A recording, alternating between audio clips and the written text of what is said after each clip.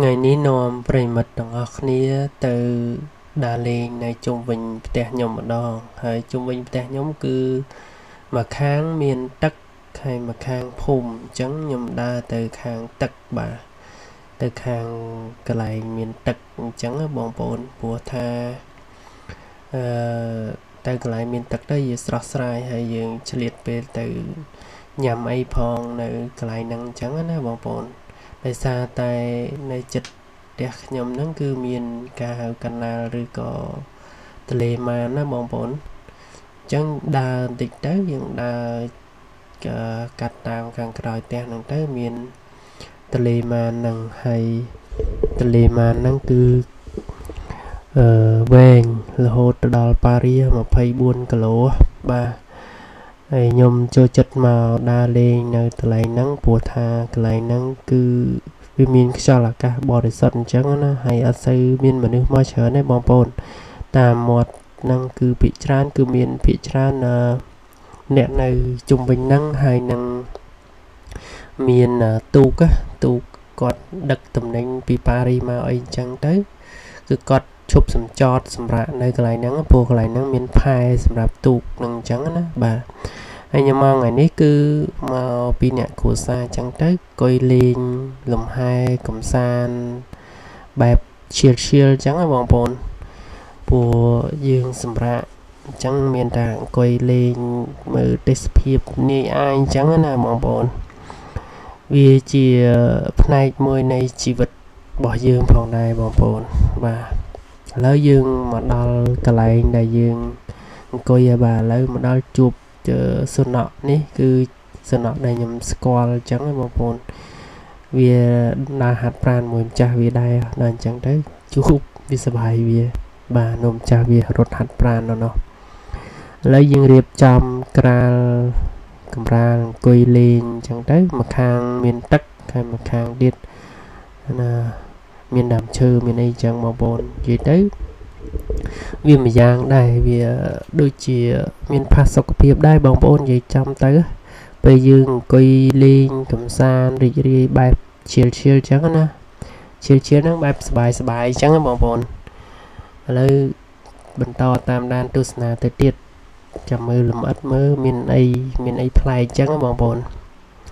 សម្រាប់ខ្ញុំទីនេះគឺជាកន្លែងដ៏ល្អស្អាតបរិសុទ្ធអង្គុយលេងអញ្ចឹងទៅហើយលាងដាក់អីមកអង្គុយញ៉ាំអញ្ចឹងណាអានេះគឺជាសកម្មភាពដែលខ្ញុំអង្គុយញ៉ាំអីអញ្ចឹងទៅបងប្អូនបាទខ្ញុំថតលក្ខណៈលឿន time lapse ឲ្យបងប្អូនមើលអញ្ចឹងណាបាទមានអីមួយយ៉ាងដែរតាបងប្អូនស្រស់ស្រាយល្អរីករាយខែបាកងខែកំសាន្តអញ្ចឹងបងប្អូនហើយសកម្មភាពនេះខ្ញុំថតដូចថាចែកម្លែកឲ្យបងប្អូនមើលផងហើយថតទុកអនុស្សាវរីយ៍ផងបងប្អូនព្រោះពេលវេលាល្អរបស់យើងហ្នឹងវាមិនសូវជាសម្បូរទេព្រោះនៅនេះយើងដឹងស្រាប់ហើយម្នាក់ធ្វើការងាររៀងខ្លួនអញ្ចឹងទៅសល់ពេលសម្រាប់កំសាន្តអញ្ចឹងហើយក្រោយមកក៏ល្អិតមកឲ្យបងប្អូនមកដល់គឺលេងតែម្ដងបាទគឺទាញយកស្បែកជើងបាទឥឡូវម៉ាក់ក្មេងអីមកបាទគឺប្លែងគ្នាមួយថ្ងៃពលដូចជ្រូកព្រៃអញ្ចឹងបាទអានេះអង្គុយនឹងផាញនិយាយគ្នាអីខ្លះទេបងប្អូនមានអីបងប្អូនសកម្មភាពទាំងអស់ហ្នឹងគឺធម្មតាបែបសบายជាមួយគ្រួសារអីចឹងណាបងប្អូនព្រោះការចំណាយពេលវេលាជាមួយគ្រួសារហ្នឹងរឿងសំខាន់មែនទែនបាទហ្នឹងហើយឥឡូវយើងមកដល់មើលនេះល្អិតនេះ4ឆ្នាំកន្លងទៅធំហើយបងប្អូន